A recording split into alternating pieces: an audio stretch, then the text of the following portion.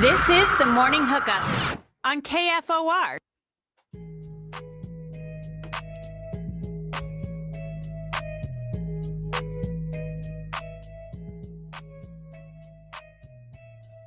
Welcome into the Morning Hookup, a Tuesday edition, and it's Elijah Herbal, Justice Rhodey, rocking with you here on a Tuesday.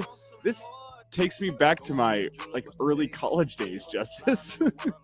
Listen, we had to start this morning off with some energy. You're coming off a big win off of Houston Christian.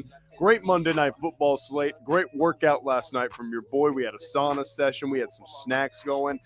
I'm ready to roll. I'm ready to go. I got the juice flowing. The juice is loose. Shout out to OJ. This takes me to a way too full frat basement freshman year of college. So get me away from that. We have plenty to get into today as we have both Robin Washut and Brian Munson, Husker Online, joining us here during the show. Robin will join us during hour one. We'll talk some Nebraska and Michigan. Also, maybe that Fred Hoiberg press conference moment from yesterday as well. That was so funny. That was pretty good. So, have you seen that? It's like a meme now. It's like, that's a dilemma. It's all over Twitter now. And I'm like, yes, I'm here for it. Basketball and football season. Jacob Bigelow's greatest dream. So we'll get into that with Robin here in hour one. In hour two, we'll talk with Brian Munson, HuskerOnline.com, getting a preview of the big recruiting weekend Nebraska has planned for this Michigan week as 2:30 kickoff on Saturday. Much better than 11 a.m. kick. They're going to have some recruits in town checking things out, and we'll get Brian's take on all things recruiting. So that's coming your way in hour two. But let's kick things off with a little Monday night football action, Justice. The double header. 6 o'clock and 9 o'clock, I will say, first things first, 9 o'clock is too late for a NFL game to kick off. By the time that game was getting to the fourth quarter, I was like, all right, can we wrap it up, boys? Can we get this figured out? Yeah, right. Let's get this situation squared away. Because I was literally going to the gym for my lift as the 9 o'clock game was starting. I'm like, guys, why are we doing this? I mean, at that point, late in the night, unless you're like a Raiders or a Chargers fan, nobody cares. My take? 6 o'clock, 8 o'clock. That's when you start the two games for a doubleheader. And you just have the fourth quarter of one game overlap with the first quarter of the other game. So you like a staggered start. Staggered start. They don't need to be standalone. But the NFL's a big brand. They want them to be standalone. That's the thing. But if I miss the first quarter of one game but get to go to bed at a decent hour, I'll take that. Okay. That's a trade I'm willing to make. I did stay up, unfortunately, for the entirety of the Chargers-Raiders game. As an AFC West sicko myself, I had to stay up. Not worth it. Did not stay up for that game. Oh, that Raiders offense was bad. Geno ended up throwing 3 picks. They never converted a touchdown. They had a fourth down with 7 minutes left in the fourth quarter, down by 14, and they kicked a field goal. And I'm not sure what the analytics said, but I don't think it was to kick a field goal there. So there was just a litany of issues. The Chargers defense had the Raiders offense bottled up all night. Chargers did just enough. It wasn't a great football game to watch, to be fair. But, it was nice to see a revival of the Pac-12 on my TV. I saw Pete Carroll. I saw Jim Harbaugh. There was somebody else they flashed in a try box. That was Chip Kelly. Chip Kelly in the booth. OC for the Raiders. Yep. It's old. It just brought me back to the Pac-12 days. And I'm like, gosh. What do I have to do to get that football back again? Well, and for it being a throwback to the Pac-12, it was a defensive, gross football game. There's not much offense to around for either team. It looked like a 2010's Big Ten game right there. It's exactly what it felt like. That was an Iowa-Minnesota special. No disrespect. You had Kirk Ferentz on the headset saying, screw it, kick a field goal. We're at the 2-yard line, fourth down, kick a field goal. No, but you know what? I saw it more over the NFL weekend, where the analytics didn't say to go for it. I saw teams in fourth and short situations saying, yeah, screw it. I trust my personnel. I love that. I love that aggressiveness. You got the best athletes in the sport, on all 32 teams on the field. Trust your personnel. A little KYP, know your personnel. You got guys on the field that you think can get it done and can get you that measly 1 yard. Go do it. Roll the dice. If it doesn't happen, all you have to look at them in the mirrors yourselves and say, how are we not executing? But I love it. I saw more and more aggressiveness to go for it on fourth down and territory where maybe they should, maybe they shouldn't have. I love it. Anytime you get in between the 40s, I'm like, yes, go for it. Go for it. Keep the possession. Put the throttle down. But I loved it. All NFL weekend. I saw it. We'll talk about that here in a little bit. That sparked a a bit of a brainwave there with Nebraska 4th and 1. Gears are turning a little bit. Gears turning a little bit. We'll get back into that. But the nightcap for Monday Night Football, I wish they didn't make me stay up for it. Well, nobody made me stay up for it. I chose to stay up for it, and that was my mistake. But that was Chargers top of the division. How about that? So you got the Raiders at 1-1. They're 0-1 in division. You have the Broncos at 1-1 with 0 games in division. It's Broncos-Chargers next weekend, I believe. Chargers 2-0, top of the division, and they're 2-0 in division standings. Chiefs 0-2. Well, I want to ask you this as a Broncos fan. What was your reaction to that Colts ending? What did you think of that? Is that the special teams blunder? We got to be more disciplined, or is it, hey, what are we doing here? Let's clean up some officiating stuff. Where are you on that? Okay. I'm here for this. I talked about this yesterday. This is why we have this. I'm warming up the hands here because I have thoughts. Well, first off, I've explained this before, but you weren't here yesterday, so I'll get back into this. That Broncos game made me shut off Sunday Night Football early and go to bed. There was that point where I'm sitting there watching the first half, and I'm like, actually, I don't have any interest in watching football after that Broncos ending. The Broncos won it, and then they didn't because of the penalty flag, and it was a leverage call. One of the rushers on a game-winning field goal attempt pushed down on the long snapper. Refs throw the flag, 15 yards. Colts nail the retry. They win the football game. They walk it off. Okay, my thoughts. Daniel Jones looked really good. Okay, I don't care about. I'm not going to talk about the Colts. The Saints' offense looked great for 2 weeks last year too. That's probably a stretch. I actually think Shane Steichen's a good coach, and I think he, with Daniel Jones, has a quarterback that understands and fits what he wants to do. It almost feels like a Sam Darnold in Minnesota situation. Can I keep this short for you? He has a quarterback that isn't Anthony Richardson.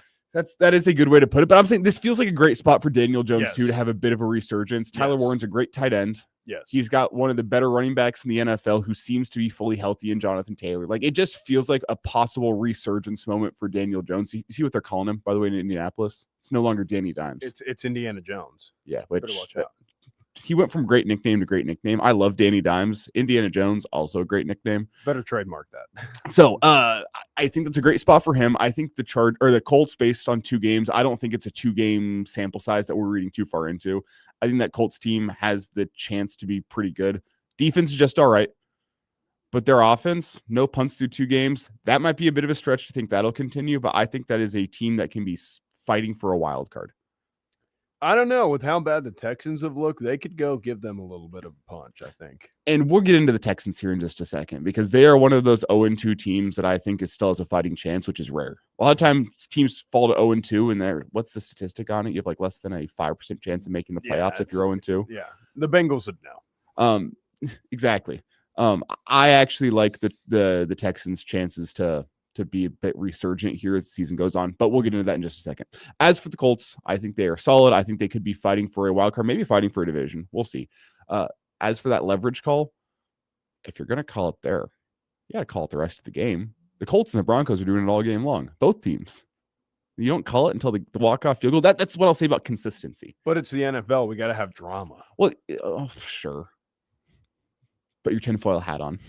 Yeah. It's like whenever you're letting the defensive backs be handsy all game long and be physical, and then on the final drive, you change it up and you start throwing flags on everything, ticky-tacky in the secondary. That's why I described that field goal call, because the Colts and the Broncos were both grabbing the tops of offensive linemen on field goals, including the long snapper, all game long. You brought up the flags, and I'm like, on pass interference, I'm like, are we harkening back to the first Chiefs-Eagles Super Bowl? Like, what are we doing here? Are we hinting at something here, Elijah? No, we're not. We're not. But I'm just saying, if you call it one way all game long, you can't then pull the flag out on the final play on the field goal and say, well, you can't do that. Well, you let them do it all game long. Right. Was it by rule book, was it a foul? Did it deserve a 15-yard penalty? Absolutely. Whenever you're not calling it all game, though, that's where it hurts as a Broncos fan. See, unlike you, I had a lot of interest in watching NFL football and college football in general because my teams in general took care of business. Like the Packers went out Thursday night and just, shut the vault on the Commanders. They just said, yeah, Cliff Kingsbury, yeah, stick it. You're not getting anything tonight. And it was awesome. And Micah Parsons played more snaps. And I'm like, whippy, my team looks good. Okay, I can go to bed happy. And then I could just watch NFL football and go, wow, these are some bad football teams. Okay, to the other Monday night game we go, though. Are you out on the Texans now that they're 0-2? I'm not out on the Texans, but I have real concerns with Bobby Slovic. I do. I don't like that offense at all. I don't like the way it's structured. I just don't think it sets CJ Stroud up for success. They kind of remind me of what's the team here? Almost the Andrew Luck Colts, which there's been a lot of comparisons to Joe Burrow and Andrew Luck in recent days. Maybe we get into that. It just feels like I like Nico Collins. I think their young wide receivers will settle in and get better as the year goes on. I like Joe Mixon. It just doesn't feel like they can protect Stroud all that well. It doesn't feel like they have much of a running game. That might be something that as the season goes on, scheme-wise, you can help you fix, I would think. And you also have a couple games coming up, too, where I think you can get things right just a little bit. You got the Jaguars, who have looked pedestrian to start the season. That's a potential get-right game. You're away from home, but I think the Texans are going to have a lot to prove in that football game. So I like them there. And then they have the Titans, who Cam Ward is going to be fine, I think, in the NFL. Oh, I think he will be. He just has nobody around him. He's got a rough start to their career as well. Start off with the Broncos and then the Rams and now the Texans. And yeah, again, as you say, not many folks around him. Titans have a good D-line. That's about it. They're trying. They're trying. They're probably going to be in line for their top 5 pick this year. That's okay. It's probably what they need. Yeah, they need help. So the Texans have some get-right opportunities in front of them before they have to travel to Baltimore and take on the Ravens. Yuck. First weekend in October. But I think they'll be okay. Yeah. The Buccaneers game just showed me that, like, the Buccaneers have the chops to go take the division again if they want it. Like, that just shows me, like, they have the execution part in line. I think Baker Mayfield's really shown why he's been a number 1 overall pick as of recent years. I mean, he's had a really great resurgence and a revitalization to his career in Tampa Bay. I just think that team, especially, like, Bucky Irving looks really, really good. I think that's a quality running back in the NFL that you can get a lot of juice out of. Good 1-2 punch, too. Rashad White being your backup running back, and he's a good receiving back. I think that helps when both of your backs are decent pass catchers. It opens up a lot because then teams don't know, are we going to swing this out? Are they going to run a zone here? What are we doing? RPO stuff? Like, it creates a lot of confusion for a defense and a lot of eye candy. So I think it's really good for them. And I think they were about a point better. And I thought, yeah, that made sense with especially how the Texans' offense is shaped right now. I go back to what you said when you said, I think as this season goes along, I think the Texans can scheme up more yards from rushes. I think that, with NFL personnel, NFL coordinators, you got to be able to figure something out. Otherwise, you're going to have to, put some people on the chopping block. I think trading Laramie Tunsil in the offseason really hurt them. That did. I think it really hurt them. That guy's a mauler in the run game. He can get it done from that left tackle spot. He's pretty good at protecting the blind side. I know he had the most false starts in the NFL last year. I don't really care. If you're that premium of a tackle, you just make stuff happen that other people don't. I think they're really missing that edge and that second level right now to get guys, moving forward and pushing bodies in the pile. I think it's making things really tough for holes to open up for these Texans running backs, especially Mixon and Chubb. Yeah, but they have the backs. They do. They have the horses. It's just I think they have a defense too that'll keep him in most of the football games they play this year. Yes, that defense is very good. And CJ Stroud's a good quarterback. He might not be what he thought he was going to be whenever we saw him as a rookie, but I think he's still good enough. Nico Collins is a good wide receiver. Christian Kirk will be back here at some point early in the season. That'll help out their offense. I think they'll be fine. I don't want to overreact to 2 games, but they've been in both games that they've played. You need to be a little better down the stretch. You need your defense to step up and get a stop on Baker. What a huge drive from Baker Mayfield and the Tampa Bay Buccaneers last night. Yeah. That 4th down, I don't know how Baker got away from that pressure. And it was 4th and 10.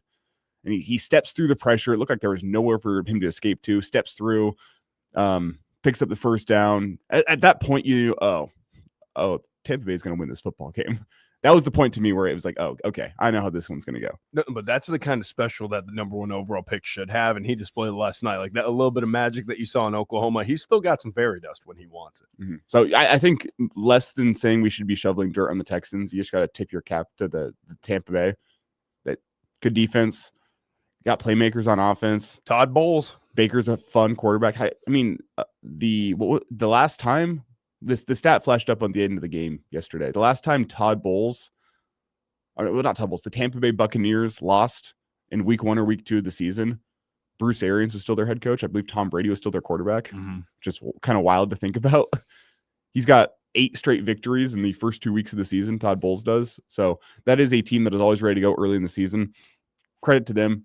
It was a fun Monday night game there. At least that one was fun because Raiders-Chargers was kind of brutal. So, both those teams, though, I think will be fine. And that was a much better primetime game than what we saw on Sunday night and later in the night. Yeah, Sunday night was just like, oh my goodness, what are the Vikings trying to put on paper here? And especially coming off the back of that Lions-Bears game, I'm like, okay, are the Packers just the top dog in the NFC North right now? Yes. I think after that, you have to look and say, yeah, they're probably the leader in the clubhouse. I mean, I expect some of those teams to bounce back. Like that team just feels like the Micah Parsons trade just gave them so much juice, so much energy. Micah Parsons hasn't even been fully integrated into that team just yet, but you see the way that team is just fired up about this season. It feels like they internally have a lot of confidence in what they can be. No, and I'll quickly get into this as a Packers fan. I don't think Halfley's here after next season. I think he's going to get a head coaching job somewhere in the NFL, and he probably deserves it. He's made that defense legitimate. They're playing with juice. Get to know Edger and Cooper, the linebacking core. Kid out of Texas A&M, really, really fun player to watch. I mean, he'll fill gaps. He cracks skulls in the run game. He's a guy who's a really smart, high IQ linebacker, which frankly Coy Walker isn't, but I mean he thumps, so it kind of helps. I mean he'll fill gaps, he'll do the dirty work in the linebacking core. No, Mike has given them some serious juice, and that secondary, all they have to do is hold guys up for 3 seconds because somebody's getting home on that D line. It's a blessing, kind of like you saw with the Eagles last year, where you can rush forward and drop people back, and if you have that good of a pass rush, the quarterback's gonna get the ball out in 3 seconds. It may be less than that. I mean, you don't have to cover for very long. You just have to cover. So it's given them a lot of juice. Jordan Love's looked really good. I think he's looked perfectly, like a top 10 quarterback in the league. I mean, he's going to push for top 5 at the end of the season. They got to get some stuff figured out in the run game, but I think that's just because teams are loading the box, stop Josh Jacobs. So I think they're fine. They'll probably hammer the Browns, and that'll just kind of be what it is. Last thing I'll say here before we get out and talk some Husker football is when you look at the Packers, I guess I have 2 more things to say. The Packers, they quietly have weapons on offense and no one talks about it. And they build depth from the practice squad. They're really good at it. They've always been good at it. But like, if you were to ask the average NFL layman, name me the Packers weapons, they could maybe give you Romeo Doubs, Josh Jacobs, but probably Christian Watson. I mean, Christian Watson's not even playing right now, is he? No. Yeah, that's what I thought. Like, it's what I'm saying. Like, people don't know the Packers weapons, but I love Tucker Kraft. Great tight end. People are absolutely sleeping on what Tucker Kraft is as a tight end. He's fantastic. Romeo Doubs. I think Matthew Golden's going to step up as the season goes on. Mm-hmm. Who just broke his collarbone? Jaden Reed. Also another guy that he's going to be out for a little bit, but quietly a very, very solid weapon for the Packers and Jordan Love. They've got Malik Heath. They got Savion Williams for a bunch of their guys. Savion Williams is going to be really, I think one of those guys that no one talks about that is going to be almost similar to what Marvin Mims was for the Broncos last year. One of those guys that, hey, he's getting 2 receptions a game, but both of those receptions have the chance to be explosive. But he's also a little bit different because they'll run him in some gadget stuff. It's very fun what they'll do with him. They run like this spinner series, which I'm just fascinated with now because now I've watched a bunch of film on it and I'm like, wow, this is really awesome. Yeah. Like they'll just manufacture carries for him and Golden, and it's okay.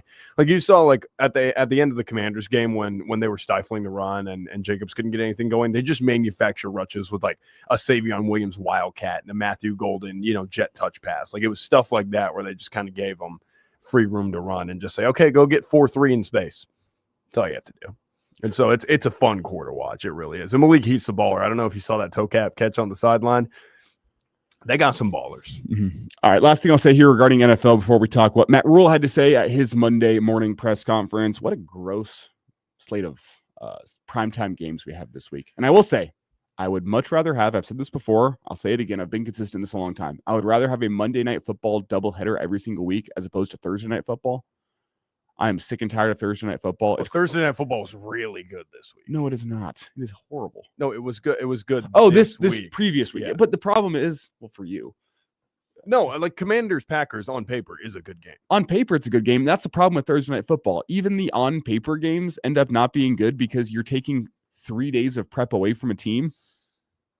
They are barely healthy from their game on Sunday. Now you're making them go out there and play on a Thursday night whenever you don't have time to prep for the other team.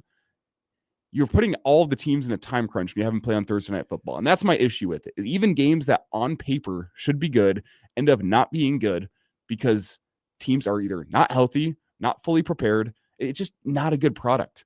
Put it on Monday night. Let's have a Monday night doubleheader every single week. I know folks love that. Oh, man, Thursday night, what else am I going to do? I don't know, put on a movie or something. Thursday Night Football, you have like 2 games a year that end up being good on Thursday night. There's always some ACC game on in college football. That's what I'm saying. That's what I'm saying. I just don't like the product that Thursday Night Football is. I love the idea of it. I hate the product because you're not giving NFL teams adequate time to get healthy, adequate time to prepare for the opponent. So they end up not being as good as you would like those games to be. This week is Dolphins-Bills. That's gross. I'll watch it probably. I think Ryan 840 agrees with you here. League can't preach safety, then have guys playing 4 days after a game. Exactly. It's tough. Exactly. It leads to a worse product. I think entertainment-wise, if you're going to have at least bad football games, can we bring back the awful uniforms? Can you please? No. For my entertainment. The Color Rush jerseys? I love those. No. I love those for how bad they were. Gross. I thought they were amazing. So anyway, Thursday Night Football this week, Dolphins-Bills. I can't imagine that game being very good. Maybe I'll be proven wrong. It's the NFL any given Thursday. And Sunday Night Football. Yeah, you better watch out. Zach Wilson will come after you. Thursday Night Football, Chiefs at Giants. Both those teams. Can you believe both those teams don't have 0-2? Both those teams have one good wide receiver. Both those teams 0-2. So both those teams kind of in a needed spot, but I can't imagine that game being great. I don't like watching Russell Wilson on primetime football, especially after what he did to my Broncos. But he's Mr. Unlimited. I can't imagine the reaction of Giants fans, and I said this yesterday, I'll say it again. After that Cowboys game, Russell Wilson is the reason that game goes to overtime. Russell Wilson is also the reason you lose with that terrible interception in OT. Mr. Unlimited. He's the gift that keeps on giving. It's funny. I say I can't imagine. As a Broncos fan, even that one was like, dear God, how do you come back from that one? And I watched some bonkers things in Denver with Russell Wilson where he cost them the game. That's bad. Chiefs, Giants, Sunday Night Football. The folks around here will care. I'm kind of on it. And then Monday Night Football is good. Lions at Ravens. So yep. At least we have Monday Night Football. I think Greg's kind of jumping on the bandwagon here. Thursday night should only be after a bye for both teams. Yeah, it just makes it tough. It's a lot of contact. Guys are hitting at a different speed. So it's tough to get the body recovered and get going, and short prep, short week. It's rough to get going, and it definitely favors a home team. 100%. It favors the home team, and usually it favors defense. Mm-hmm. Because offenses don't have enough time to prepare where defense is just going to go fly around and go make plays. I also think it kind of favors younger teams because their bodies are just fresher. They haven't taken a bunch of wear and tear. So early in the season, young team, especially at home, it's going to be a dangerous spot for the road team. It's usually pretty tough, even if they're a veteran team. Mm-hmm. Well, I'll do it for NFL talk here, at least an hour one. Maybe we'll get back into it. Let's get to Robin. Yeah. We've been making him wait a little long. So we'll step aside here, and when we return, we'll talk with Robin Wash at HuskerOnline.com.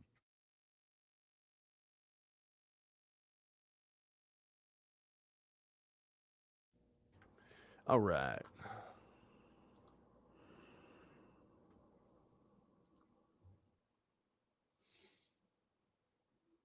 Ooh. Augusta National has announced that Amazon Prime Video will debut as a domestic broadcaster of the Masters next April. Okay, don't need to worry about that till April. Nice. So CBS Sports will still have the main coverage, but now Prime Video will get 2 hours of coverage on Thursday and Friday from noon to 2 Central, Thursday and Friday. What kind of penny they got to fork up for that? Well, CBS has really cheap broadcast rights. You know that? No, I didn't know that. CBS gets the broadcast rights for very cheap because what happens is after the broadcast ends, the Masters retains all the coverage that CBS has done. So CBS gets the live coverage. As soon as the Masters ends, the rights to the broadcast go to Augusta National.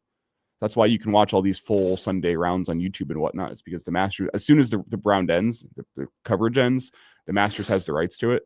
Then the licensing agreement basically ends for the year. And the Masters is legislated on Saturday and Sunday. You only get I think it's one commercial break per hour. Mm-hmm. So in 1 hour of coverage, I think you have 4 minutes of ads. It's so nice though. So they sell the broadcast rights to CBS for very, very cheap in order to keep the broadcast how they want it to be. Do you know how relaxing it is to just when there's not football, just turn on golf and just kick back and relax, have some snacks, have a cold beverage if you want to, and just it just eases your mind to just see them walking through the sprawling greens and the flowers and the trees are just waving in the breeze, and it's well, the timing is perfect. A week from now, Huskers are going to be in a bye week. We'll be talking Ryder Cup. It's during Nebraska's bye week. I'm big into the Ryder Cup. Come on now. I mean, fire me up. I mean, I love taking it to foreign teams. I love doing that.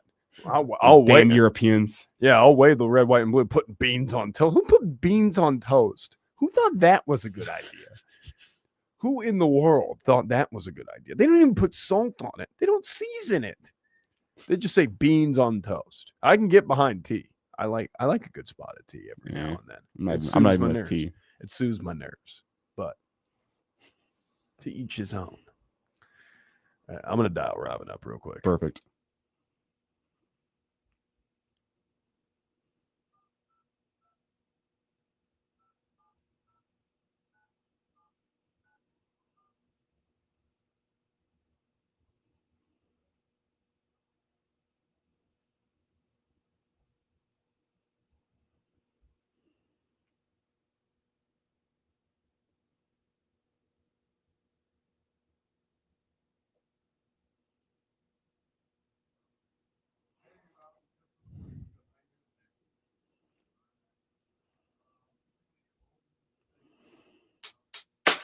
Hold up, son. Word. Yeah. To all the and $100 billers. Going through a Tuesday here on the Morning Hookup. It's Elijah Herbal and Justice Rhodey in for Bill Hooks. He'll return tomorrow morning on the Morning Hookup. But Justice and I still rocking and rolling with you on a Tuesday, and we're excited to welcome a usual Tuesday guest to the show. It's Robin Wash at HuskerOnline.com. Robin, good to hear from you. How are you feeling? I know your Giants played an exciting one on Sunday. Yeah, I'd prefer not to talk about that team anymore. But at least they didn't get laughed off the field. They just found a new creative way to lose. So progress, I guess. But otherwise, we're doing well. As a Broncos fan, that's the Russell Wilson experience. He's the reason you're in a game. He's the reason why you lose a game. Yeah, I don't put any blame on him. I don't know. He couldn't have played much better, and the defense decided not to defend a kicker that can kick from 65 yards and basically let him have anything they wanted at the end. So Russell Wilson was far from the reason the Giants lost that game. Being a Giants fan, that's a dilemma. Yeah. Well, at least I got the 4 Super Bowls to fall back on.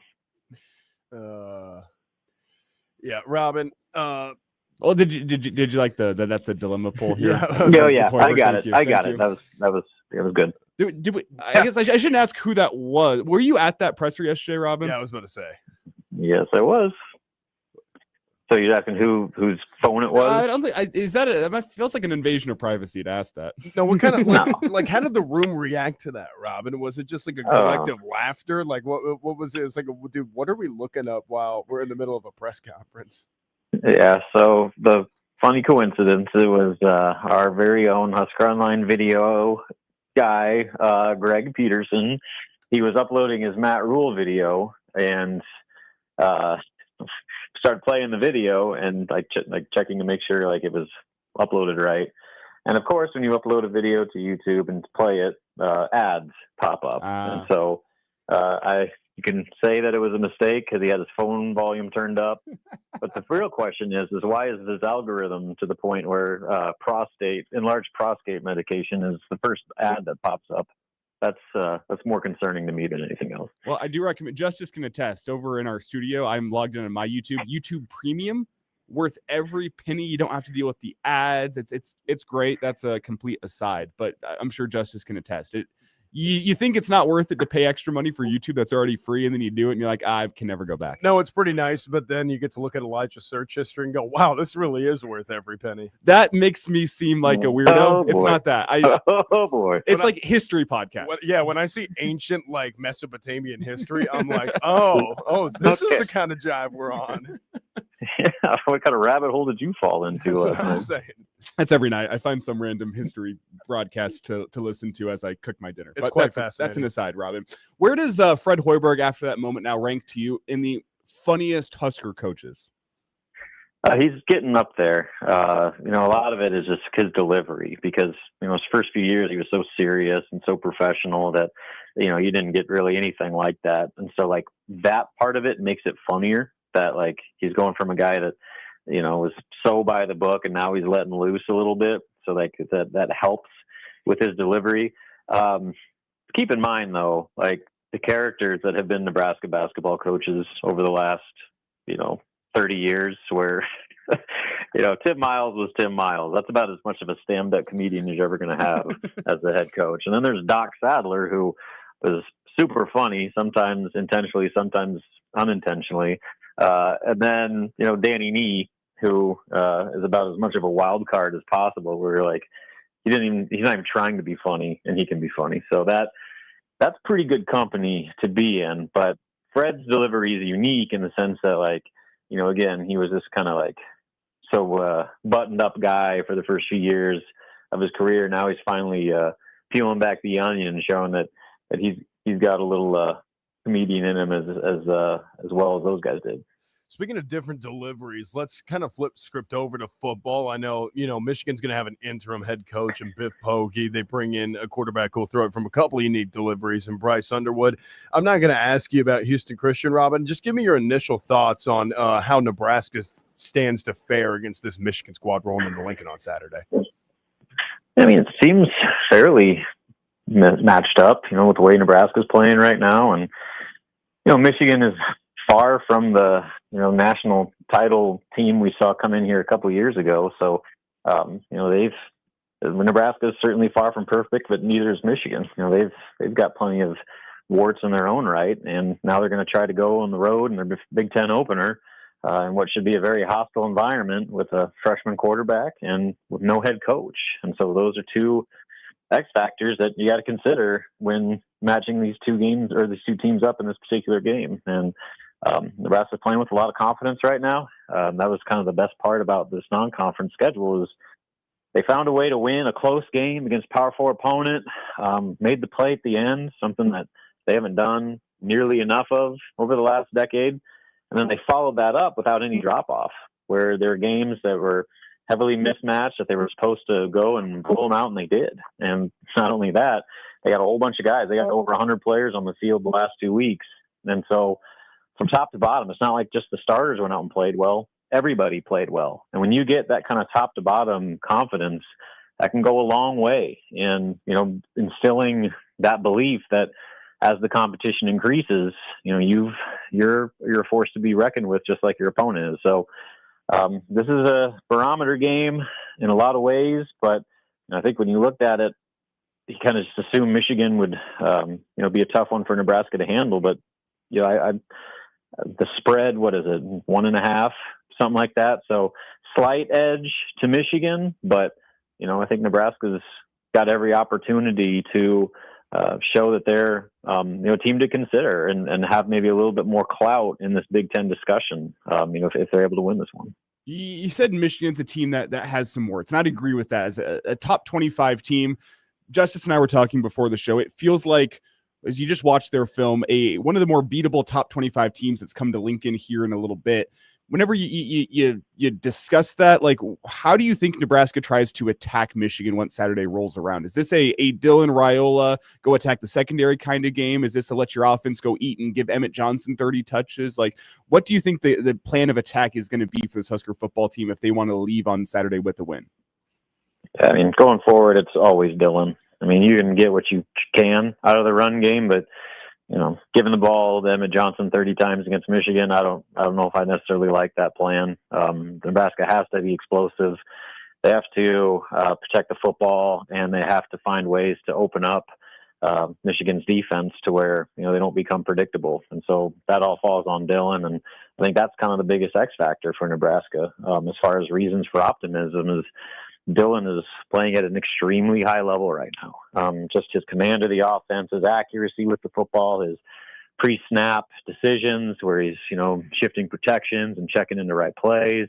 He knows where to go with the football before the play even happens. And so, you're really seeing that picture come together. And, if he's able to play the way he did, I mean, even against Cincinnati where, there's some hand-wringing about the lack of downfield shots, he still completed almost 80% of his passes, like 40-some percent, or on 40-some attempts. And so that, to me, shows that he's a guy that's not forcing things, and he's not making the same game-changing mistakes that maybe he was doing a year ago. So I think just Dylan's growth, that's what you have to lean on. You can get what you can out of Emmett, but Emmett Johnson isn't the guy that's going to go win this game for Nebraska. It's Dylan. And it's his wide receivers and the complementary pieces around him and how he utilizes them. So that's that on that side of the ball. And then, obviously this week and probably every game going forward, it's can Nebraska stop the run? And if they can at least contain Michigan's run game, get off the field and allow Dillon to have the football, then that's kind of where it starts. So Dillon's got to play really well, but more importantly, Nebraska's defense has to hold up against by far the most physical rushing game that they've seen to date, by far the most dynamic dual threat quarterback that they've seen to date, and how that front seven holds up will ultimately dictate this game more than anything else. Robin, do your best Bob Ross here and paint me the picture defensively. If Nebraska's going to come out of this game in Memorial with a top 25 win, the defense holds Michigan's run game to what? Bryce Underwood looks like what? And Nebraska gives up how many points to give their offense a chance? I would, it's hard to say numbers because numbers can be deceiving at sometimes, but the big numbers I will look at are third down percentage. Is Nebraska getting off the field when they need to? And are they winning the turnover battle? And are they having on offense a good first down conversion rate? That's kind of been the big issue for them is, their first down plays haven't been nearly good enough, at least in that Cincinnati game. So are they able to stay on schedule offensively and, set up manageable third downs? And then on defense, can they get off the field on third down? And can they get takeaways and can they protect the football? So the rushing component, there could be a situation where, all right, say Nebraska's defense is winning on first down and then Bryce Underwood scrambles and they rack up some yards, but that might not tell the story of the way Nebraska's controlling that game. So I'm going to steer away from putting they need to hold Michigan under X amount of yards. I'm looking more at is the defense getting off the field? And what I'm really curious to see is can they generate more pass rush? Especially with a dual threat guy, you kind of got to pick your spots. But I'm very curious to see if John Butler hasn't been holding some things back with his blitz packages. They've been extremely vanilla the last 2 weeks. And then, I'm very curious to see, do they dial it up a notch or do they maybe stay more conservative as to keep Underwood in the pocket and make him beat them with his arm and kind of take him away as a runner? That's going to be one of the more fascinating decisions that John Butler and that defensive staff have to make. But, again, getting off the field and not letting Michigan eat up the clock and just grind out yards on the ground is ultimately going to be what decides this one. Robin, what's the more interesting battle to you whenever you look at this game? Is it Nebraska's offense against Michigan's defense, or is it Michigan's offense against Nebraska's defense? What do you think will tell the story of this game more? I think it's how the defense holds up against the run, just because of how much of a preview that's going to be for the rest of the season, because Michigan's not the only Big Ten team that's going to try to run the ball right at Nebraska. And so Nebraska just gets bowled over and gives up, 250 yards on the ground and 3 or 4 touchdowns. And all of a sudden you're like, oh no, we got to reevaluate this entire season, because if Nebraska can't stop the run in the Big Ten, they don't stand a chance. So it's the biggest X factor on Saturday, and it will be the biggest X factor all season. And if Nebraska plays better than expected in that regard, they're going to have an excellent chance to beat Michigan. And all of a sudden you're maybe, looking at this season the other way, where it's wow, this run defense is better than we thought. I'm giving them a better chance to beat some of these other teams that are waiting later on down the schedule. So that's the biggest thing for me on Saturday. And then that's been the biggest thing all off season, and it will continue to be the biggest thing the rest of the way. Robin, last thought before we get you out here. I was saying it this offseason, and it still seems to ring true here now as we are in Michigan week. This game feels to me, well, first off, it's the game the fan base is waiting for to determine if they can fully buy into this team. Cincinnati was cool. That's a good win on the road. But this feels like the game that determines, all right, can we be bought all the way in, or will we be hurt again? With that in mind, is this still the game in your eyes that kind of determines what the tenor is around this team, the vibe around this team for the rest of the season? It almost feels to me like this is the game. If Nebraska beats Michigan, we're talking maybe an upstart team that can go sneak into the college football playoff. If they lose this game, it feels like it's another season where you're fighting to get to 7 or 8.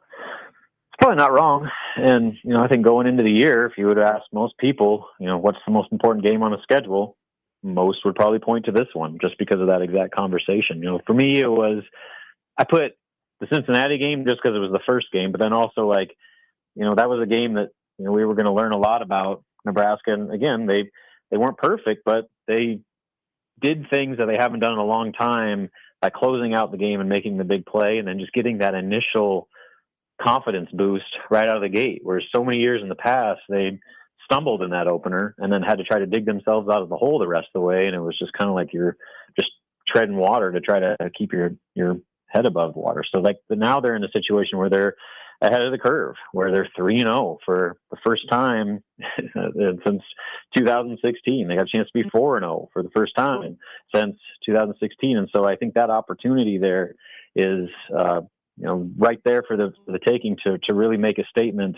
not only locally, for Nebraska fans, but I think this would be a game that probably earns Nebraska quite a bit of respect nationally too, where right now they're kind of hovering right outside that top 25 range. If you beat Michigan, start 4-0, I think people start looking at you a little differently. And then that's the gateway to getting into, that potential college football playoff dark horse conversation. But if you go out and lose this game, then everybody's like, all right, well, same old Nebraska. I guess so. Let's have fun at the ReliaQuest Bowl or something like that. Like this season kind of is what it is.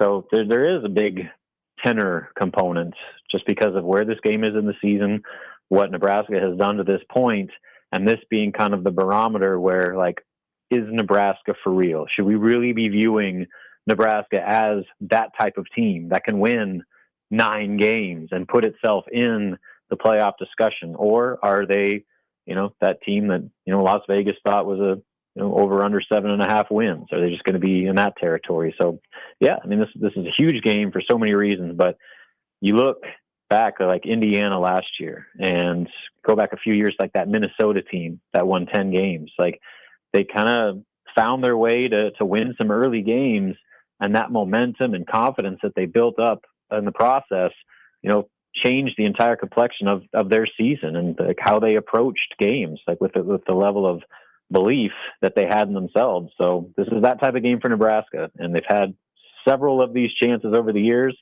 and more often than not fall flat on their face. Can this Saturday be different? And if it is, then yeah, I think you look at the season maybe a little bit differently than you do right now.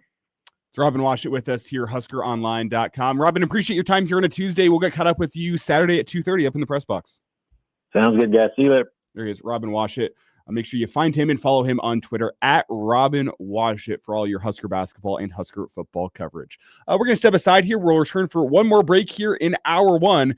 It's the morning hookup. Elijah Herbold, Justice Rhodey joining you this morning right here on KFOR.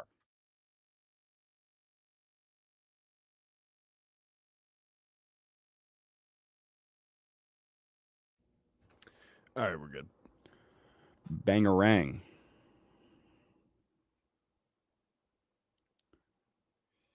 Long break here.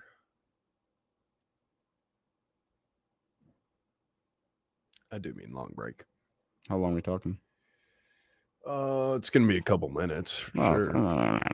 It's probably gonna be like, let me mental math this. 6. It'd be like 4.5. Oh, that's not bad at all. And then we'll have basically 4 minutes on the other side. Okay. Of airtime. So, are you planning on? I guess. Oh no, you're not. You plan on doing anything with this opening night for Husker basketball Friday night? Do you care? Might give it a look. I don't know. So I'll be doing high school football, so I'm out. Well, no, you and I have high school football on Thursday, and then I'm with Tim Bob on Friday. Oh. So I get the warm up on color commentary Thursday night, and then we get a rock and roll Friday night too. So good man.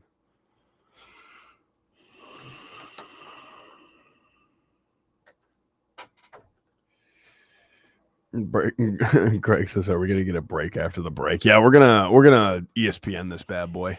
we're gonna have a break, and then a kickoff, and then another break. No, I'm kidding. And then injury timeout followed by another break after 3 plays. Yeah, after I fall over in the chair and just referee.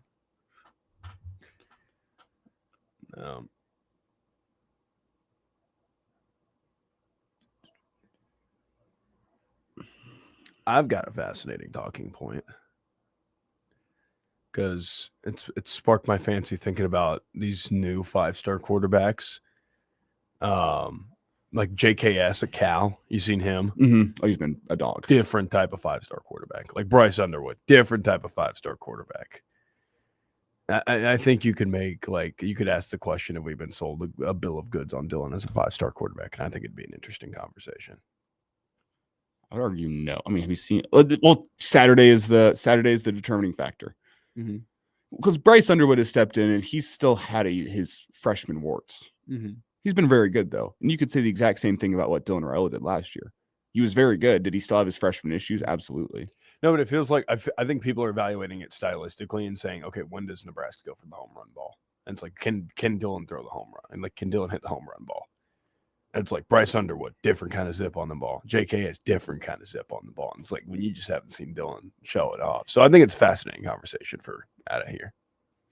I mean, there's been a lot of quarterbacks through NFL history even that didn't uncork more than one deep ball a game. Exactly. So do you need the deep ball to be the deep ball is the flash. That's the 5-star flash. Well, it's like, do you need like a 15-yard out route where you pin it behind a corner's ear to, wow people? It's like, I think we can have a conversation about it. I think it's a decent talking point here. For 4 minutes, okay. Yeah. Well, to me, it's Saturday is the determining factor on what is Dylan Raiola. You've had a full year. You have weapons. You have a decent rushing attack. It's a 5-star against 5-star battle is what this game is. If Bryce Underwood outplays Dylan Raiola, Michigan probably wins. If Dylan Raiola outplays Bryce Underwood, Nebraska probably wins. And that comes into like defensive stuff too. Like, what is it? How are you able to break down a defense? Yeah.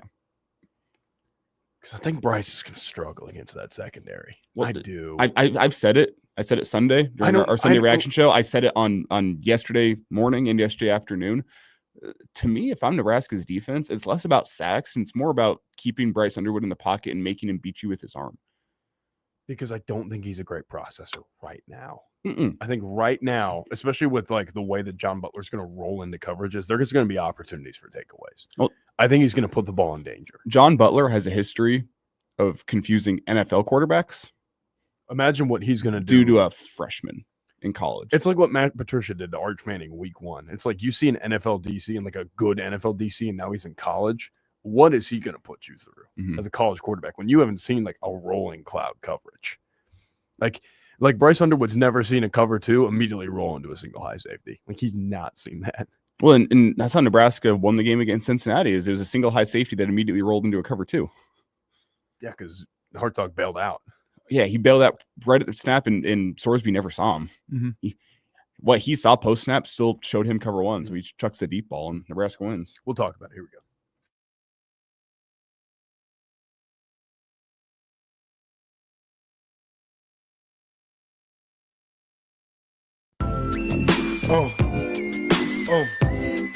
Check it out.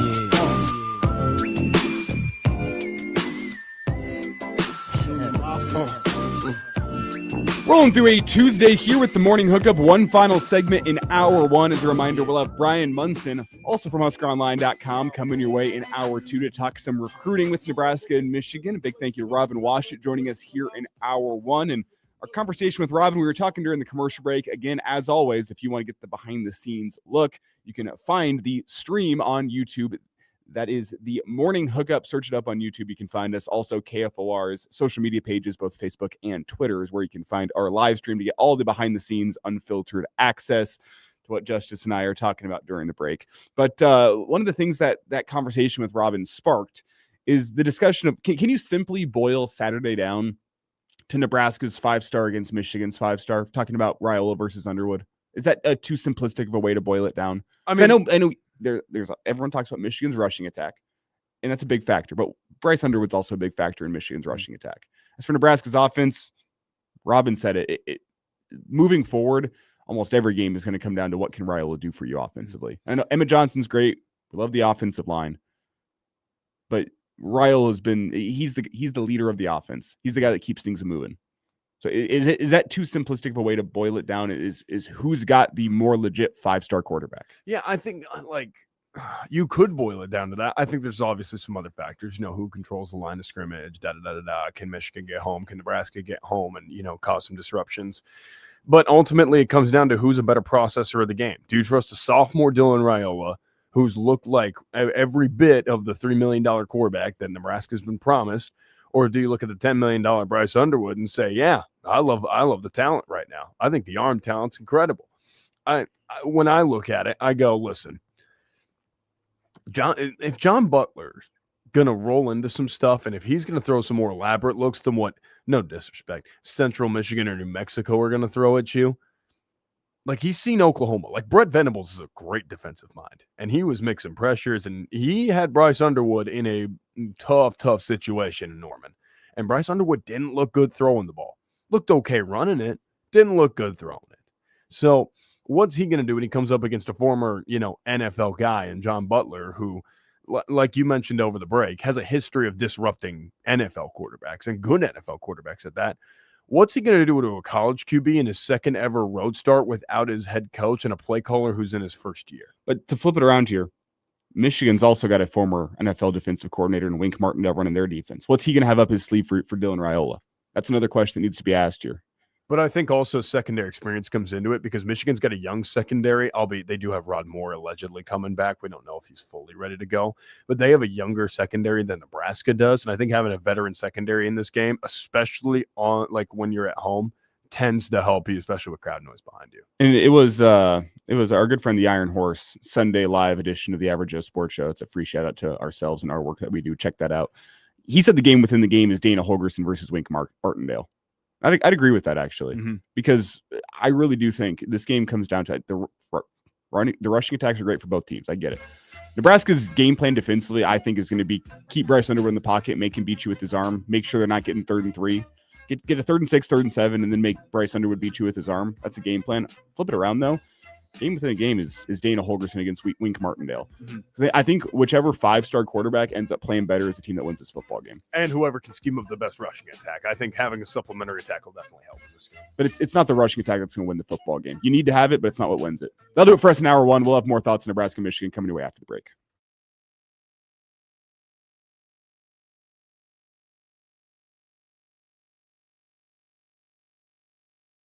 Now for Carrier Cool Cash rebates up to $2,100 and 0% financing for 60 months. Combined with the new LES City and federal tax credits, the incentives really add up.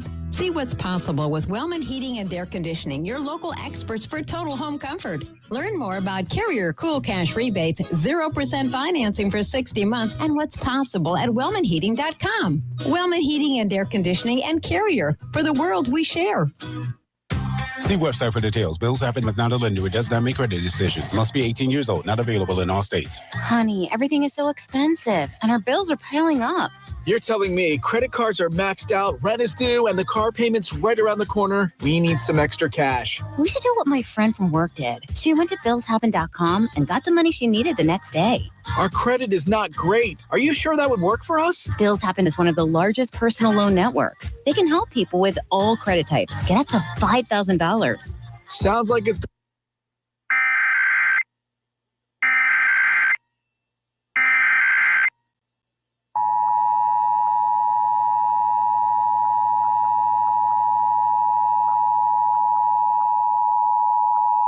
The following is a test of the emergency alert system. This is a monthly test of the emergency alert system for broadcast stations and cable systems of Nebraska in cooperation with the FCC and other government authorities. Equipment is being tested that can quickly provide warnings during emergencies. If this had been an actual emergency, official information, news, or instructions would have followed the alert tone. This concludes this test of the emergency alert system.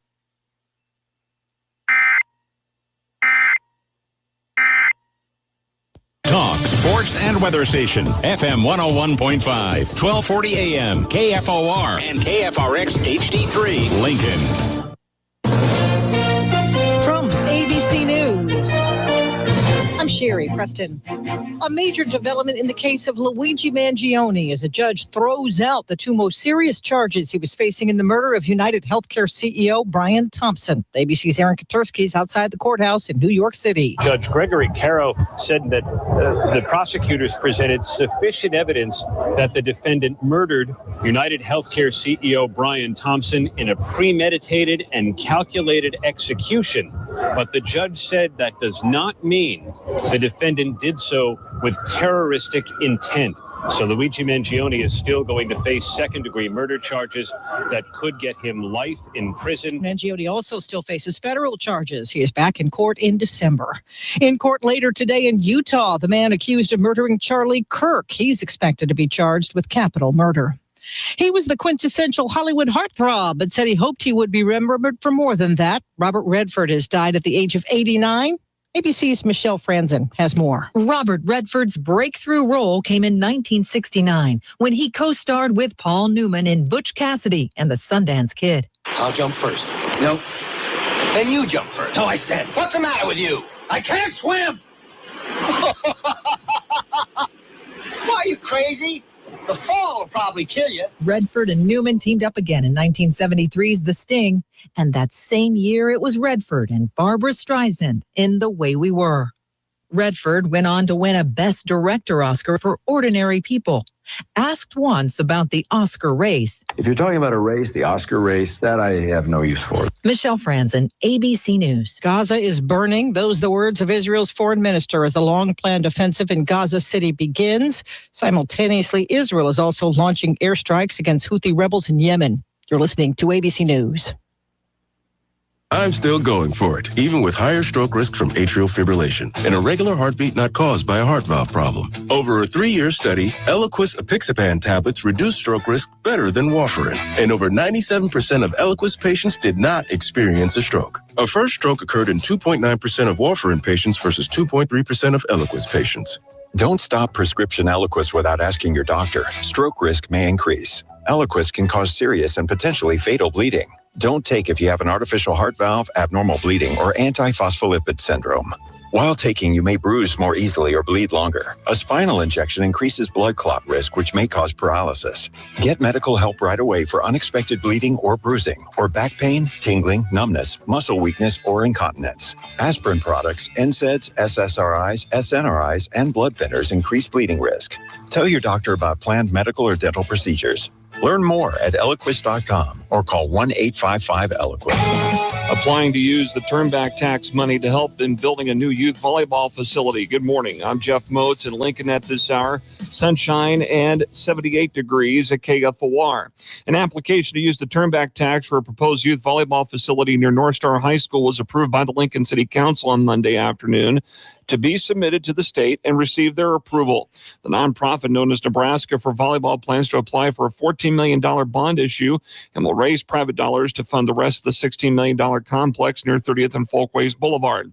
Maggie Griffin, a former Husker volleyball standout, is the founder of Nebraska for Volleyball. No Lincoln athlete should be sidelined because our community is out of court space or because it costs too much to play the game. Thank you again for your consideration of this resolution. We're grateful to the city for helping us bring Lincoln's first volleyball-specific sports complex to life. The turnback tax was established last year to allow planned sports arenas and facilities to use sales tax revenue within a 600-yard boundary of the site to help with construction costs. Now, if the approval is given by Governor Pillen, Lincoln voters could decide its fate at the ballot box next year.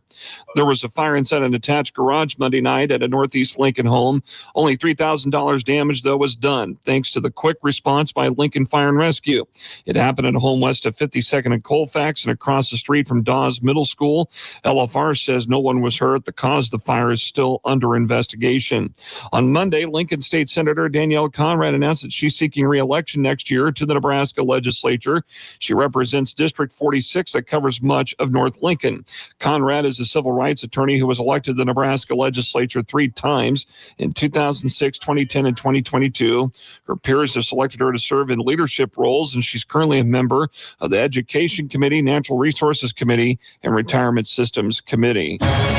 Lincoln's first forecast, sunshine today and a high around 89, but increasing clouds later on. I'm Jeff Moats, KFOR News.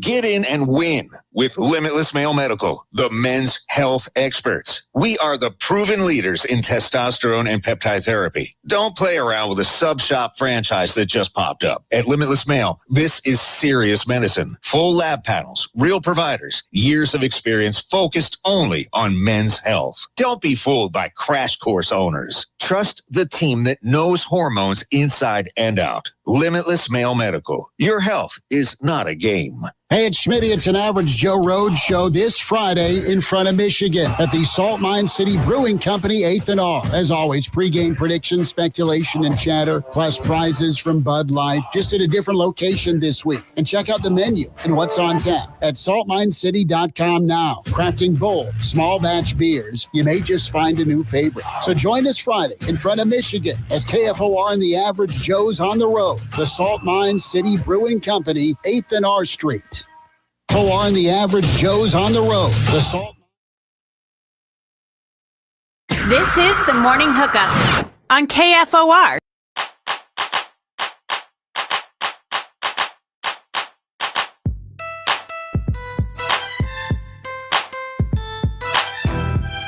Rolling into hour 2 here with the Morning Hookup. It's Elijah Herbal and Justice Rhodey. We're in for Bill Hooks.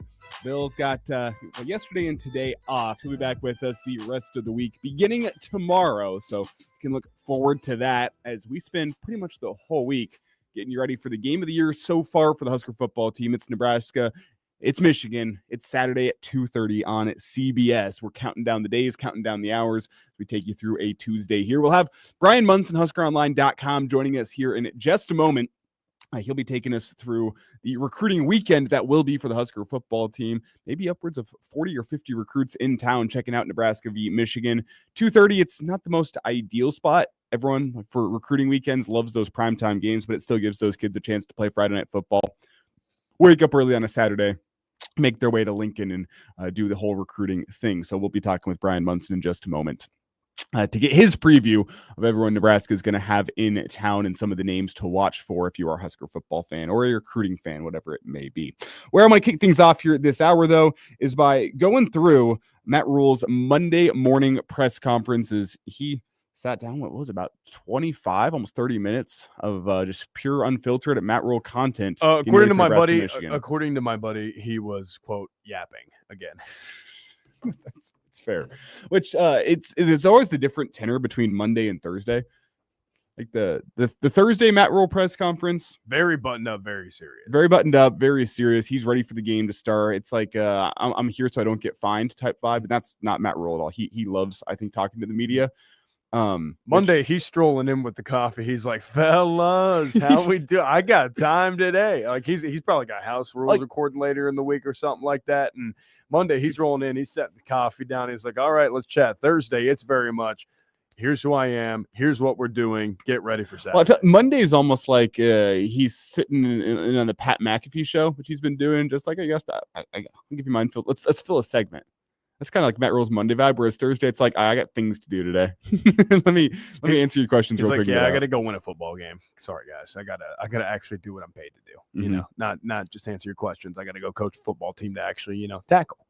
Yeah, but Matt Rule early in his press conference yesterday, he spoke a little bit about the Michigan lines of scrimmage. This is cut 3 from Matt Rule. Obviously, that's a place where we've talked today. It's going to be what we're going to be talking about probably all week long. It's what Michigan's known for, dating back through the Harbaugh years. That he built up, Coach Harbaugh, I should say, a big, strong, physical offensive line. It's why they went and won the national championship game a couple years ago. It's what Sharon Moore inherited. And that offensive line, I don't think it's what it was. I'm really not even close to the national championship years, but it's still a big, strong, physical offensive line recruited by Harbaugh. The development process started by Harbaugh. Sharon Moore has continued that. Matt Rule spent some time talking about that Michigan line of scrimmage. I wouldn't spend a lot of time comparing. They were different. You know what I mean? But they still have the same, core philosophies. Like I said, they are, 15th in rush offense and they're 25th in rush defense, right? Like they're going to have elite play up front on both sides of the ball. And so quarterback brought the dynamic element of, he was their leading rusher in the last game. That hadn't really happened the first 2 games, more of a pocket player in this last game. It was, get out and utilize his legs and his skill set. So that obviously adds another element to it. But, yeah, I mean they're based on the same core philosophy, philosophy of they're going to control the lines of scrimmage and they've done that, so far this year. More from Matt Rule on the Michigan offensive line, specifically here, cut 10. I can't compare them to the past, because I don't remember anything really from. I'd have to study it, you know what I'm saying? But they're an outstanding offensive line. They're big, they're powerful, they're athletic. They run all the runs. Anytime your head coach is an offensive line coach, you probably put a lot of stock in that. So, this is an excellent top 25 football team. They're 2-1 because they played another top 10 football team and they had a battle. It'll be an unbelievable challenge. It'll be a great challenge. And have you done any film review justice yet of the Michigan football team? I'm sure you've been watching a little bit. Oh yeah, I've done a little bit of film review. First of all, I don't think this line's close to the one that came to make. I saw Zach Zinter throw Nash Hutmaker about 5 yards the last time Michigan came to Nebraska. If that gives you any indication of the type of strength and power they had. I haven't seen a 330-pound grown man get tossed like that ever in my life. And Zach Zinter tossed him like a sack of potatoes. That Michigan offensive line, what they could do before, which I don't think they can do this year, we'll find out on Saturday. But even against some lesser competition, the Michigan National Championship offensive line did not have to worry about double teams up front. They could single block damn near anyone in the country and drive them 3-4 yards off the ball. That's the type of dudes from left tackle, left guard, center, right guard, right tackle. All of those guys had just the power that anyone you lined up with against them, single block, driving 3-4 yards. We'll let the guards get up to linebackers, and we're going to bust off an 8-yard run with the two backs you have. I don't think Michigan this year, Justice Haynes is good. He's good. They don't have the 1-2 punch of Corman Edwards that they had before. No, I do worry about the depth behind Justice Haynes. I think Justice Haynes is a good running back. I think he's a guy that if you let him get loose, will gash you.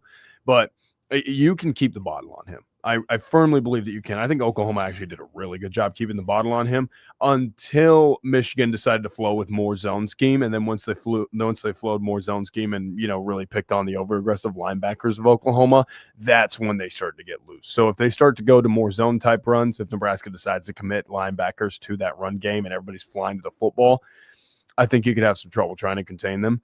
Doing the film review, if I'm John Butler, if I'm Terry Braden, I'm loading up against that right tackle and I'm saying, listen, we're gonna make this guy block all day because that guy in one-on-ones, I don't know his name. He wears I think it's number 54. I was gonna say I did not walk away from my little film study that I was doing. I was doing a minor one during Monday Night Football last night. I did not walk away impressed with either of Michigan's guards. I thought their center was athletic, but their center and guards did not get much movement on double teams. The question is, does Nebraska have a guy in the middle that can force double teams? Mm-hmm. We don't know. It's with a small sample size, it's hard to say. The interior of Michigan's offensive line, I did not walk away super impressed with. No, and I'll also say, as you look at Michigan's rushing attack, I don't think they have a running back that's better than Evan Pryor and Tui Walker. I mean, you could argue. I walked away from that Cincinnati game super impressed with those two running backs. You could argue Haynes is. I really do think you could. I really liked Evan Pryor for Cincinnati. I thought he was a damn good running back. I mean, he ran fast. I mean, he ran hard. I just think also they had a perfect change of pace. Like it was a perfect change of pace. Like Walker's more of a bruiser and Pryor's more of the scat back where he just wants to get out and run. His vision really impressed me. That's what stood out to me about Pryor. Yeah, but I think you'll see like Haynes is he's patient. He'll sit behind blocks. He'll wait for stuff to open up. Like it'll be a different style than they're used to seeing. But I looked at film and I went, 54 for Michigan. They need to pick on this guy all day. I'm sure he's a mauler in the run game. Very heavy set feet and pass protection. Just kind of he's not a dancing bear. He's agile. He just kind of lumbers into his pass set. And you were an offensive lineman. You kind of know a thing or two about that. He very much lumbers into his pass set. Like his kick step, his first two are not particularly explosive. Like once he gets set, he's hard to move. He's a big son of a gun, but he's not very quick. So if you can get to him with bend, I think that's a game where if they want to throw McGahee at the jack and just beat him with pure speed, you probably could. I mean, that's I don't walk away particularly impressed. I think their left tackle is a little bit better at getting to his pass set, but they're going to have to keep the pocket clean to get Underwood some time, because if you have a Bryce Underwood who already isn't a great natural processor because he's a freshman, and then he's going to have to face a former NFL secondary coach, he's going to have to face an experienced secondary, you have a crowd screaming in your face, and you have a pass rush bearing down on you, that's a lot to overcome. that's just naturally a lot to get through. So in my brief film review, I also don't love how Michigan wide receivers separate. I just don't think they're a great separator. Even against Central Michigan, I was like, okay, a lot of the open plays that they're getting are just natural flow concepts that they're getting wide open guys with because they're hitting them between zones. Man to man, they're not particularly great separators. Oklahoma was having a field day down the field, just going, we'll just rush 4 and just sit back with our secondary and just get coverage sacks. Like, we're okay with that. They'll get home eventually. I just don't think, like, separation-wise, I don't think they're helping Bryce Underwood out. So you can make Michigan one-dimensional, in my opinion, from the film study that I did. To flip this conversation around here and talk about Michigan's defense, Matt Rule spent a little time, something we talked about last hour with Wink Martindale. It's cut 14. Just his thoughts on the preparation in dealing with a former NFL defensive coordinator. Yeah, Wink's elite pressure. Yeah. He's pressure. He's one of my favorite coaches when I was in the NFL. I got a lot of respect for him. He's a tough guy. These guys are going to play unbelievably hard. What I just said, how do you stop a passing game? You can get pressure on the quarterback, and he can do that multiple ways. And part of the pressure is also painting pictures for the quarterback and showing him different things. A lot of quarterbacks can come out and say, oh, it's man. This is my man beater. Oh, it's cover 2. I should throw the ball here. It's when the picture changes. That's hard for a lot of guys. They just throw the ball to the man beater, but it was cover 3, or they throw the ball. And so that's what we're always working on, Dylan and TJ and those guys want to see in the picture. You have a pre-snap clue, but it has to be confirmed by a post-snap cue. I should go here with the ball pre-snap, but then the picture changes and then I confirm it post-snap on whatever that cue is, the safety, the corner. And I think Wink, like John, does a great job of showing you one picture, here he comes. And then they bring the jack and the corner. Oh, they run to cover 2. They bring 5-man pressure. They run to cover 2. So, Dylan he'll have to be prepared. Coaches will have to be prepared for all the different pictures you see and might see. And one of the things that I walked away from the Cincinnati game was how impressive Dylan was at recognizing post-snap what Cincinnati's secondary was doing. Go back and rewatch that game. If you don't care, that's fine. I'll take you through what I saw, which was a Cincinnati defense that a lot of the time lined up with 2 high safety, and then at the snap of the ball, they were dropping one guy back to get that 3rd high safety. In Dylan Raiola, time and time again, people complained that there wasn't enough deep stuff, but what Dylan was doing in that game, which I thought was elite level quarterback processing and play, was anytime he saw a guy drop out to get that 3rd high safety look, to get that 3 high shell, I should say, he was just attacking that side. Mm-hmm. He'd see a guy drop out. It was a 3-step hitch, fire, get it out.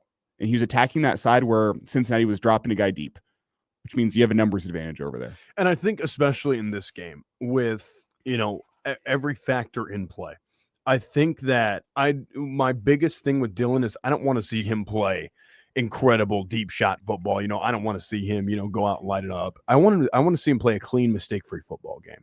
Process, see what you're seeing post-snap. Don't put the ball in harm's way. Take the easy yards. Continue to, like Dana Holgerson says, get balls in play. Make Michigan tackle guys. Give your playmakers an opportunity to make guys miss in space. And if Michigan shows up and they tackle the guy every time, then you say, you know what, tip your cap, fair play. We'll take what we can get. We'll just keep moving forward. We'll play the chess match, okay? But then what if you get your guy into space and he makes 2 guys miss and a 5-yard play turns into a 15 or 20-yard play, and all of a sudden you're getting chunk plays because guys are getting the ball and they're just working in space. I think his distribution, the way that he's just able to get it out, get it to the right guy quickly, make the right read. Don't make the risky read, make the right read, play simple football, mistake-free football. That gives yourself a lot better chance to win. And guess what? If you play mistake-free football, eventually they come down and then it opens up the deep lane. I was going to say at some point, you're going to need the threat of the deep ball. Mm-hmm. Maybe not this game. I think probably this game, but we'll see what Michigan's defensive game plan is. But at some point this season, I think it's probably going to be at some point Saturday. You're going to need to take the deep ball just so the defense respects it. You're going to see one-on-one coverage, and Isaiah Hunter's got a guy, and you're going to say, you know what, I trust my wide receiver more than I trust their defensive back. We're just going to put it up and let my guy go make a play. And then if Michigan makes a play on the ball, like if one of those young talented DBs goes and makes a play on the ball on a 50-50 ball, you say, you know what, tip your cap. I'm going to put it there and trust my guy. If you make a better play, I'll tip my cap. It's deep enough. It's an arm punt. Like, I'm okay with that. But I do wonder personnel-wise how this looks for Dana Holgerson. Does he mix in a little Quinn Clark? Does he try to get a bigger vertical threat down the field, a big end zone, threat? Does he use Luke Lindenmeyer to kind of box guys out down the field and just say, hey, we're going to trust our physical guys to get stuff done? I'm very interested in how he'll use personnel. Does he like Dane Key down the field? Does he like Isaiah Hunter down the field? Does he love Ja'Cory Barney on the slot fade concept? What does it look like personnel-wise and different groupings and what they want to do with concepts? Because I could see a point where Quinn Clark or they put Luke Lindenmeyer downfield and Isaiah Hunter, and they say, hey, go be physical, go box a guy out and go win a 50-50 ball. It's something like that, just to win a chunk play. I think that's something that we could potentially see if they want to take shots down the field. Last thought here from Matt Rowe before we get to Brian Munson. It's at cut 12, something we've talked about plenty in the past couple weeks. Nebraska's red zone struggles, especially their struggles in goal-to-go situations. I hate when coaches say execution, but we had going back to last week, we had Ja'Cory on an out route, and we just didn't connect on it. We went back to that same play this week. It's fourth down. We teach to reach the ball across the goal line on fourth down. We had 2 fourth downs where we didn't reach we're don't reach the ball across the goal line. We're yelling at Williams for not having 5 points of ball straight as he's a defensive lineman scoring a touchdown. But the thing is, if it's the last play of the half, if it's a 2-point or the game, if it's a 2-point play or if it's fourth down, we should reach it because there's nothing to lose. We didn't do either one of those. So I think great teaching moments. But I wouldn't say it's any one thing as much as it is just we just haven't kind of put it all together yet. So we'll have a separate period for it. And we've always do it, but we'll add some emphasis to it this week and try to get better. So that's some thoughts from Matt Rule. What's your take on the goal-to-go situation, Justice? I've said this before. So I for the listeners out there that have heard me say this before, I apologize, but I think it's time for Nebraska to spread things out a little bit on goal-to-go situations. I think playing in a phone booth, the small splits of the offensive line, putting a hat on a hat and being bigger, stronger, and tougher than the other team to power in the end zone hasn't worked.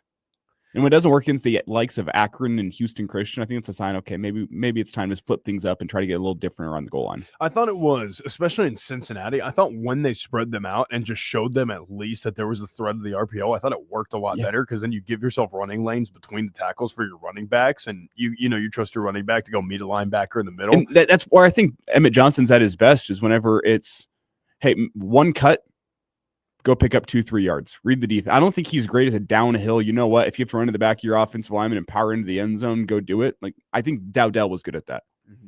I don't think that's Emmett Johnson's strength. I think Emmett Johnson's strength is spread things out just a little bit, use the vision, find the lane, pick up 2 yards. I think that's also probably a situation where you could use Quentin Ives if you feel like you can get some burn out of him in this game. And I'm of the opinion Nebraska could probably use 3, if not all 4 running backs in this game. Like I think that's a real possibility. There's some scenario football where they'll want to swing it out to Mosey. They'll want to get Quentin Ives in a situation where he needs to go be a hammer. They'll want to get Mekhi Nelson some burn. Coming off of either whatever having to sit last week.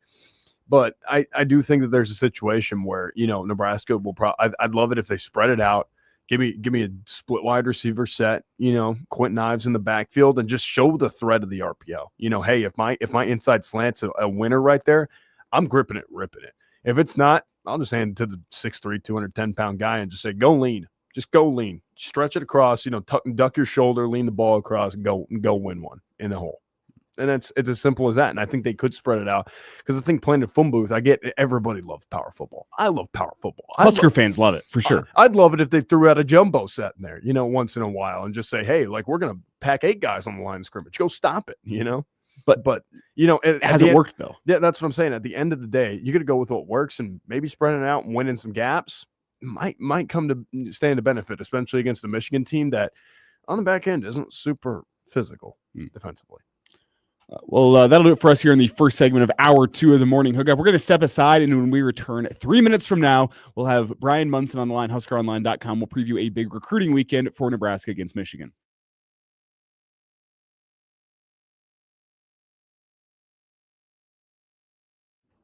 All right. Ryan 840 asks, could special teams actually be the X factor that wins this game? Dude, it could. It could. If you get a decent return game going, if you can return and turn a 20 into a 30 or 40, you can win yourself something.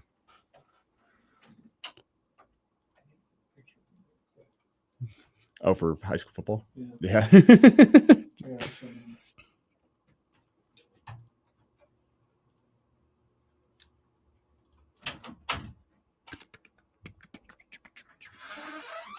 What's up? Yeah, you need me to step out real quick? You got it. For those watching on the stream, Justice needs to take his picture for high school football so he can actually get into the game on Thursday.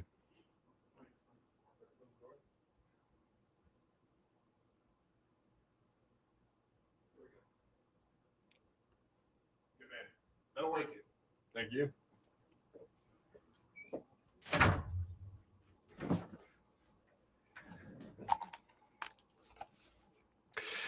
Got my mug shot. All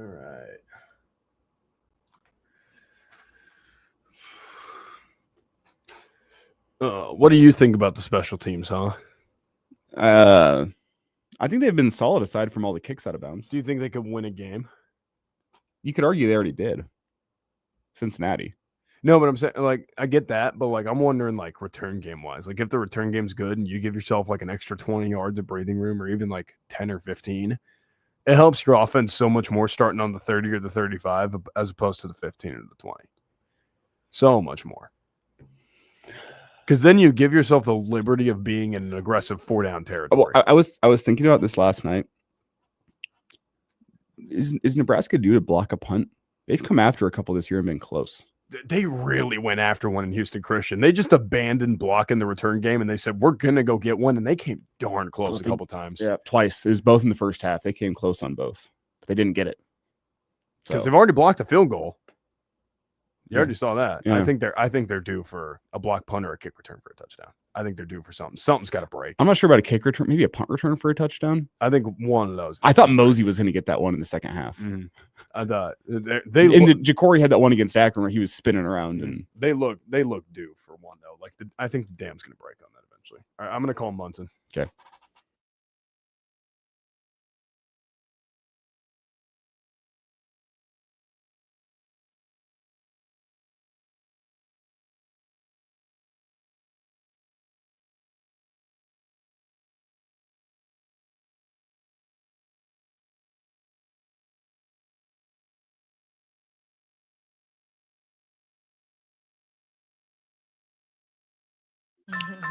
Yo, remember back on the bully when cats used to harmonize like,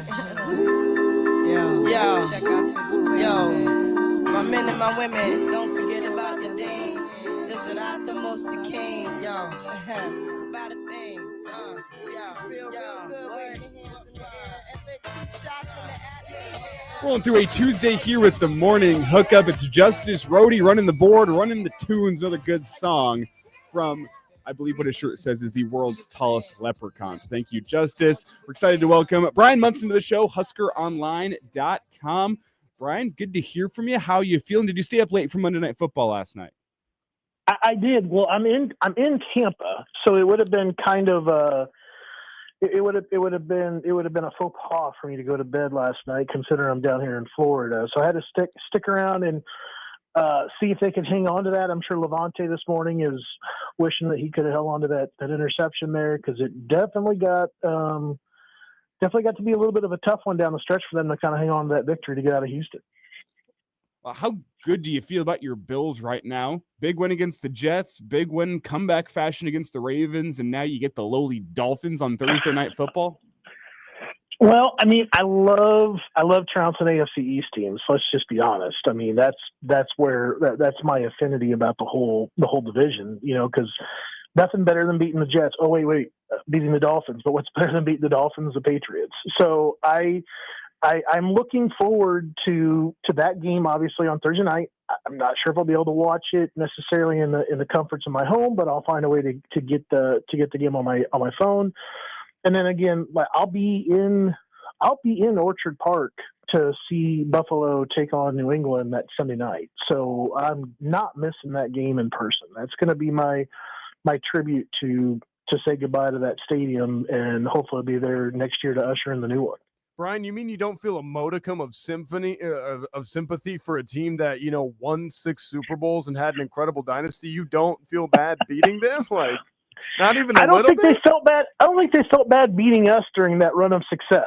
So that would have been the other way around. If it had been like, hey, you know what, you're not as bad as you think you are, like one of those little comments or whatever. But I don't feel like Tom Brady and Bill did much of a hey, let's check our tires to see if we still have the Buffalo Bills or whomever still underneath it, because they just ran everybody over. They ran the AFC East for almost a decade, and I'm glad it's kind of finally the tables have turned back to the way it was back in the 90s. It's Brian Munson with us here, HuskerOnline.com. And Brian, as we turn our attention to Husker football into recruiting, I mean, you can't understate just how big this recruiting weekend is going to be for Nebraska. Might end up being the biggest of the season. I totally agree. I think it's one of the biggest weekends that Nebraska has ever had for a single game day weekend. As I was putting together the list last night, it was really kind of incredible to me that it was just like, oh, the number one player in the 2027 class, but then it's like there were, I think, 4 or 5 other players in the top 30. And then you had the number 4 player overall in the top 2028 class. So it's really one of those groups. I mean, I think it's around 30 or 31 players, recruits will be there in town this weekend. It's super impressive. And I think that the other part of it is that and I tried to document this the best that I could last night. I think it really says a bunch about, the fact that most of these kids have been on campus already. Like, I cannot stress it enough, guys, that if you're pulling in 2027s in particular, that this is their first trip on campus, you're behind. You're behind. You should be working on, this is visit number 2 or number 3, because the next thing they're going to want to talk about is either getting back one more time in the fall or start talking to you about like junior day visits in January, February, talking about spring, visits in March and April that will then turn to official visit kind of discussions for June. So that's the path. And if you're really only now establishing kind of a baseline, with the recruit, like, hey, come in here, we want you to look and see the facilities and whatever, and they've taken multiple trips to other schools, that'll just show you. It's very clear. You're behind in when it comes to that recruit. And so Nebraska's doing a great job of keeping up. I think that, again, it speaks to a lot of what happened during the spring when they brought so many players in for spring practices. It says so much about the summer when they had the huddle and the Battle of the Boneyard, and various summer camps. It's all really helped put together where they're at currently when it comes to recruiting. Before we dive too deeply into some of the guys that are going to be on campus here, what can you tell us about Matt Erickson, the big-time offensive lineman up from Millard North? When I say big-time, I mean his size just jumps off the screen at you anytime you see a picture of the dude's massive. Yeah, I saw Matt. The last time I saw Matt was in February in Omaha, and I think he was 6'7.5", legit 6'7.5". And I think he was around 270, high side, almost 280 pounds. And he was in basketball shape. So, he had kind of burned some of the fat off, kind of converted some things over, to, playing more in basketball weight kind of shape. And, he had a new picture. So I knew about the commitment coming, for a little while, and I had done an edit for him, and then he wanted to get it converted over to the new picture. And the new picture, I mean, just shows that he is really rededicated himself since that point where I saw him in February, to where, he was getting into track and he was doing the track stuff over there at Millard West before he transferred back over to Millard North. And then he just got to work all summer. I mean, he has the thing that you cannot coach. He has incredible size. He has incredible athleticism. He's a legacy guy. I think that one of the things, and I mentioned this to him, and I think that he and his dad talked about it, but I think that there's a benefit also that kind of comes from him leaving Millard West and going to Millard North, because he's had to change very quickly on the fly, the offensive style, the offensive play calling. Those are things that are obviously, if you talk to a number of the guys in the Nebraska locker room right now, they would tell you, yeah, that can be part of your career here in college, is that, coordinators come and go, assistant coaches come and go, head coaches come and go, and you may have kind of a uprooted kind of thing happen where you've got all of a sudden you'll learn something completely new, even if you're a third year or a fourth year guy. And so I think that he's seen both sides of that as well, kind of a built-in, improvement for him. So anyway, I think he's got some work to do. I think he knows that. I think everybody would agree that tackle position is so unusual because you can go against guys that are running 4.5, 4.6, and then the next series you're playing against a guy that's close to 300 pounds. You're going to see some of the most physically imposing and some of the most athletically gifted players at that position, and that's kind of speaks to the versatility that you have to play offensive tackle at the highest level. Well, Brian, let's jump into some more specific names. I want to get into one in the 2026 class. Nebraska officially locked in a visit for Cameron Wilson, the 6'5" edge out of Miami, the Syracuse commit right now. Brian, what's the feeling here? What kind of sign is this that Nebraska is able to get him back on campus? And they're getting him on campus with Rex Waterman, Luke Sorensen, and Danny Odom all already locked into the Big Red. What kind of sign is that for Nebraska's potential chances of maybe flipping Mr. Wilson? Well, I don't know if Cameron's actually going to be there this weekend, but if he is, he wasn't in my latest research as of last night. But if he is going to be there, and he said that he was going to be before. The big deal there, obviously, is that he's been a Syracuse commitment since March. He visited Nebraska in April. He's been, back to Nebraska in June, called Nebraska the best visit he took all summer. And I still had boots on the ground intel that was telling me that they really felt like it was still Nebraska. He was Nebraska's to lose. That they really felt like he was going to end up signing with Nebraska. But I think Cameron is, he's got this tremendously long frame, 6'5" guy, 215, 220 pounds or so. And I think he is just super duper fluid and athletic. And he's just he's just got this ability to kind of get after the quarterback. I think he's got this ability to carry additional weight. I think that you can kind of see him maybe as like a walk up outside guy, but then as things kind of take turns here a little bit and maybe he develops a little bit more, maybe he's a hand in the dirt dude. Maybe he's a guy that you can kind of put in there in pass rush situations and he plays at a 7 or a 9, or something like that. I mean, he is a really interesting guy to me. And I think that's obviously another Florida kid too. I mean, Nebraska's really still trying hard to build their reach into the state of Florida. So that's another key component here that I know Coach Simpson and others have been working very hard on. It's Brian Munson with us here, HuskerOnline.com. And Brian, you said it earlier. One of the things that's important, and he kind of fits the bill, is it's important to get guys on campus, I should say, multiple times. And there's plenty of guys that are going to be in town this weekend for their second and third visit. I compared it yesterday on our afternoon show to, if you use the Bud Crawford example, that first visit is the jab.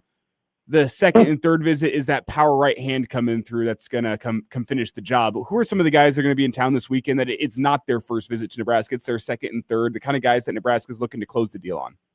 Yeah, I mean, you have to start with Kennedy Brown from Kingwood High School in Houston, Texas. He is the number one, not just number one offensive tackle in the 2027 class. He's a number one overall recruit in a 2027 class. So he is there because he did visit before in the spring. And so that's, it's kind of the bill, what you're talking about there. But Kennedy Brown is another guy that I know Trey Taylor has been working him, trying to get him to come in, and take another look around.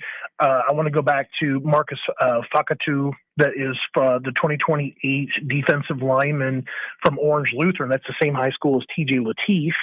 And he's coming in for a second visit. He was in Nebraska earlier this summer. And I think that we all agree that defensive line it's a big deal. Like Nebraska is going to have to find some ways to nab some defensive linemen in these future classes. But, Juju Johnson was a guy that came in earlier this summer for the huddle orientation. So this is going to be his second visit. He is the number 24 rated overall player on the Rivals list. He's like the number 4 cornerback in the country. Obviously, Torrey Pittman fits that bill. He's a very highly rated player, number 2 cornerback or safety in the country. He's been in Nebraska several times. DeVay Williams, let's end it there. Another big defensive back out there from California. He's from Junipero Serra High School in Gardenia, California. He came in June, I want to say. I don't have that information in front of me. And really liked what he saw. I think originally that they were talking about maybe bringing him in for the USC game. He's a 2027 guy, and maybe he would be a guy that they potentially could bring in for Michigan and then maybe get him back for USC. That would be a very interesting possibility. I know a lot of the guys that came in from California in that June timeframe this summer, the big draw was, hey, we can bring you, get you back here later on in the fall. You can watch us play the Trojans here in Lincoln. So that'll be very interesting to see what else they can kind of do, if they can get a guy like Williams or Juju back on campus later on the season when they play USC. And when you look specifically at that class of 2027, the guys going to be in town this weekend, star-studded is the name or is the word you use. I mean, the amount of top 100 guys Nebraska's got in town from 2027, is it 7 of them? I think it's 6, but it's right around there. Like I said, it was like number 1. I'm going back to my notes here really quick. Number 1, number 23, number 24, 27, 28, 29. It was 6, and then in 2028, you had the number 4. So you have across the next 2 classes, you have 7 guys inside the top 30. So I'm not even talking top 100. I'm talking 7 guys in the top 100 for the next 2 years, 6 from just next year alone. So it's an incredibly talented, star-studded group that will be in Lincoln this weekend. Brian, let's crank up the roulette a little bit. What does a win against Michigan do for Nebraska's profile, not only with the visitors in town this weekend and the overall experience that's going to be there, the environment? What does it do for them from a national perspective? To get Nebraska in the mind's eye of a lot of top national recruits and maybe some people that they were already trying to, push to get on campus for another time.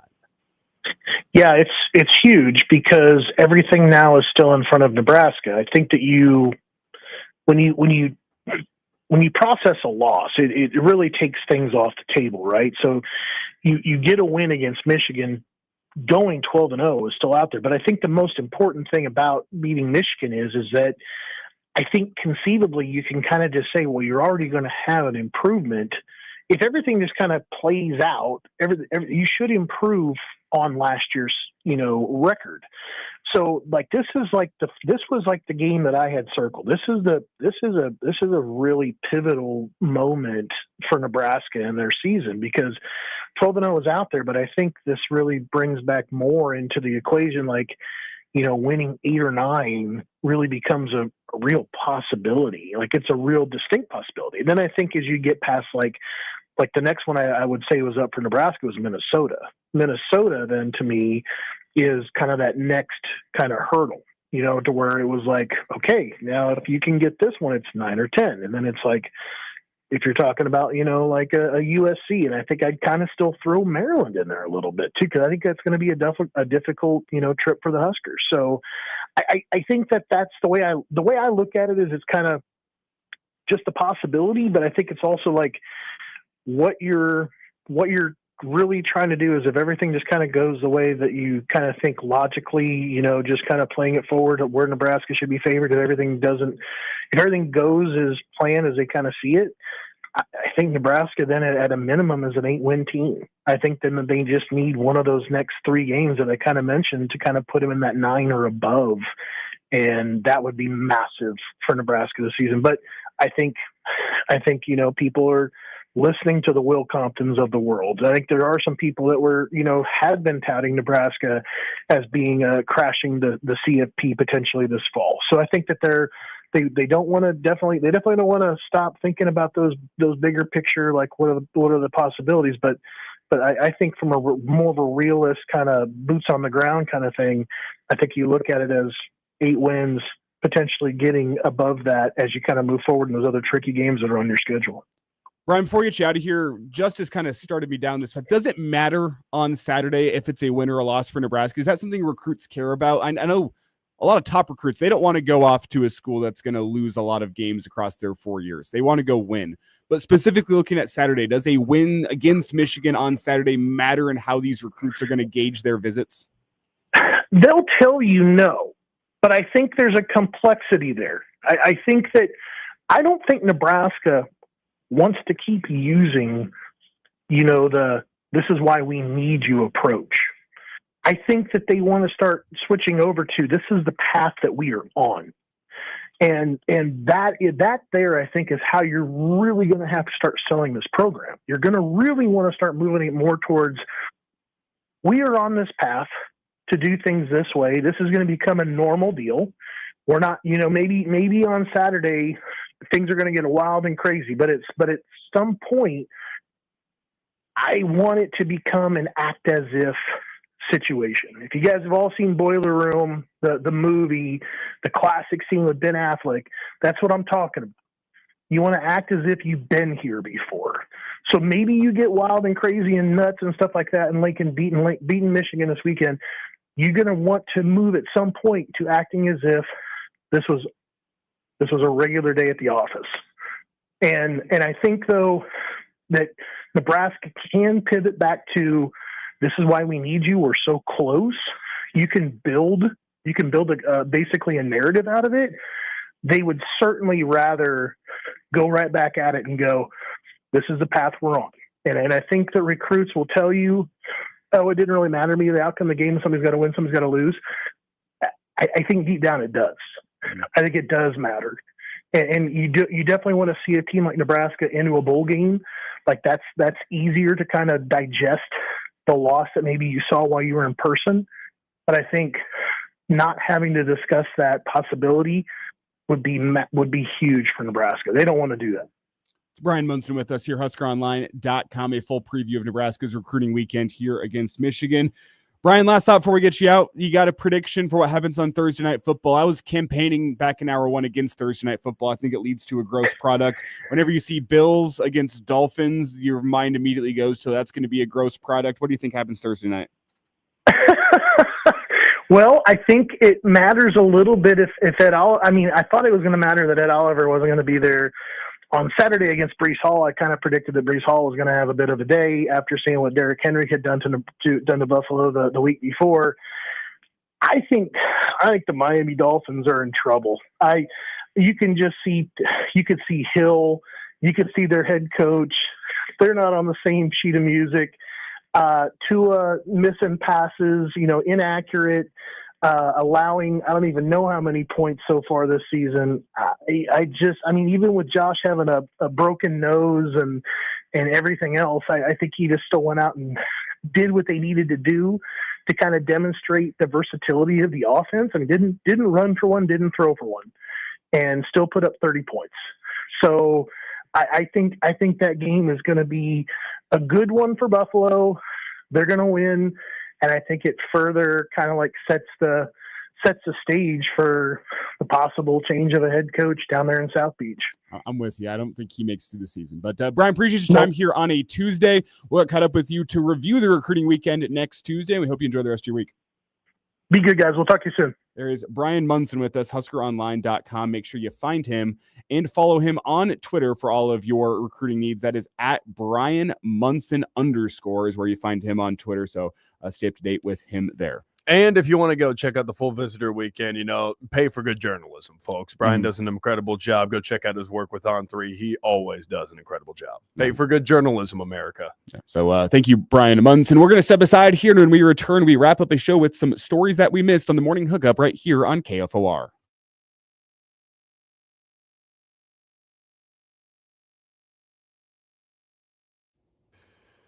All right, long break. We'll have 4 minutes on the other side. Perfect. What stories did we miss? No, what did we miss? Let's take a look.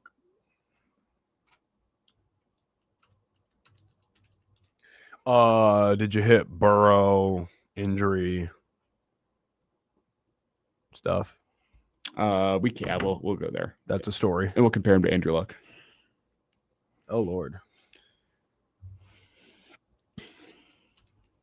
Sure, there's something else I didn't talk about today. The Bengals' entire team. Hey, Arch Manning and promises to improve. That's news. He ain't right. He's hurt or something. Sark's a fraud. I'm not willing to go there just yet. His throwing motion doesn't look right. Like it looks completely different from what it was last year.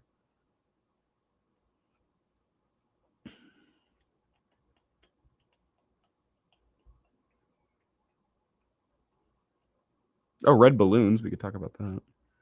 Oh, is that for sure a confirmed thing? Not confirmed, but like, there's none of the other graphics had balloons in them.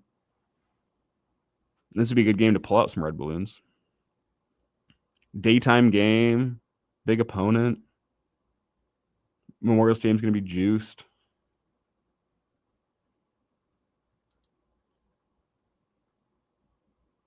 I also have Husker volleyball tonight against Creighton.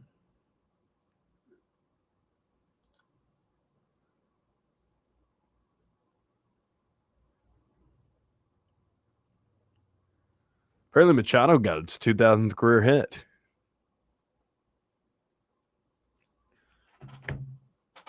You can talk about the tush push and why we should ban it. We should not ban it. We talked about this yesterday.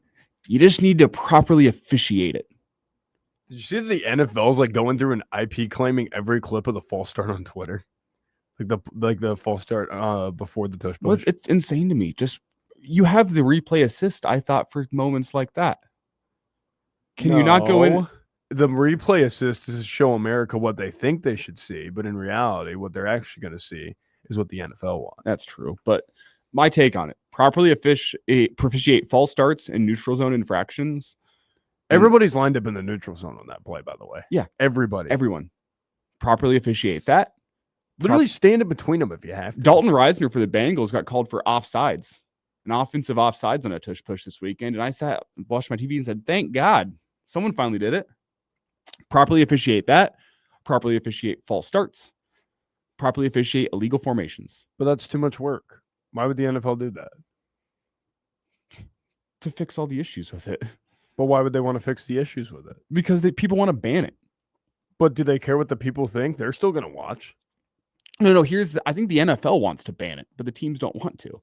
So I think they're going to let this keep on happening until everyone finally throws up their hands and says, all right, this play's broken. We can't use it anymore. Properly officiate it, and it wouldn't be such a broken play. That's my take. Packers tried to ban it. I think the NFL hates the tush push. But I think the teams like it for the most part. Dean Blandino hates the tush push. Did you see his reaction? Yeah. He absolutely despises it. He's like, dude, it's so hard to officiate. Well, it starts pre-snap. Properly officiate pre-snap, and it makes it easier to officiate post-snap. Do your work early. Also, I don't get whenever the Eagles players they'll start low. I was watching the replay and I'm like, the Chiefs players, their first move is up. I'm like, dive at the knees, get your helmet a little bit lower. And let your linebackers come over the top and make the play. Yeah, let Drew Tranquill come through and just, spear Jalen Hurts. Or just monkey flip them. That would work too. It is unreal how low the Eagles offensive line starts in their tush push. It's that rugby style scrum, man. Mm-hmm. It also helps when you have a quarterback that squats 1,000 pounds. What does he squat, 600? Yeah, something like that. I think it's 600 plus. I don't squat that much. I'll tell you that much. I don't think I've ever seen anybody squat that much. Oh, Saquon could. I'm saying, with my own eyes, 600 pounds. I saw somebody get 550. I did not see somebody get 600. I was seeing Bryson Williams back at Southeast. He squatted 500 something pounds. Good man. Here we go.